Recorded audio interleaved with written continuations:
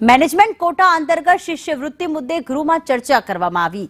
ભાજપના ધારાસભ્ય નરેશ પટેલે નિવેદન આપ્યું। પોસ્ટ મેટ્રિક શિષ્યવૃત્તિ બંધ થઈ નથી તેવું નરેશ પટેલે સ્વીકાર્યું। આજની તારીખે શિષ્યવૃત્તિ તો અપાય જ છે, આવક મર્યાદા જોયા વગર શિષ્યવૃત્તિ અપાય છે। મેનેજમેન્ટ કોટામાં શિષ્યવૃત્તિ નથી આપવામાં આવતી। સરકારી કોટામાં કોઈ પણ વિદ્યાર્થીને અન્યાય થયો નથી। મેનેજમેન્ટ કોટામાં હાલ વચેટિયાઓ કામ કરે છે।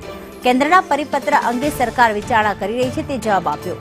સાથે કહ્યું પોસ્ટ મેટ્રિક શિષ્યવૃત્તિ બંધ થઈ જ નથી।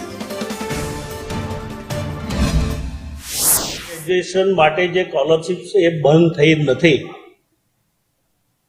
ભારત સરકાર દ્વારા પુરસ્કૃત યોજના દ્વારા અપાતી આ પોસ્ટ ગ્રેજ્યુએશન વિદ્યાર્થીઓ માટે જે સ્કોલરશિપ અપાઈ છે એ આજની તારીખે પણ અપાઈ છે।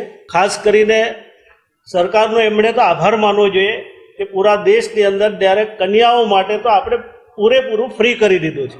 એમાં આપણે આવક મર્યાદા પણ જોતા નથી।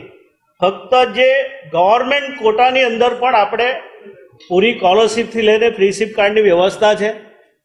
ફક્ત મેનેજમેન્ટ કોટાનો જે પ્રશ્ન છે એમાં સરકાર માટે દીર્ઘા છે અને ભારત સરકારનો પત્ર થયો છે કે ભાઈ જે મેનેજમેન્ટ કોટાની અંદર જે તે સંસ્થાઓ જે એમના રીતે જે એડમિશન આપતી હોય છે એમાં આપણી સરકાર એ બાબતે ના પાડે છે।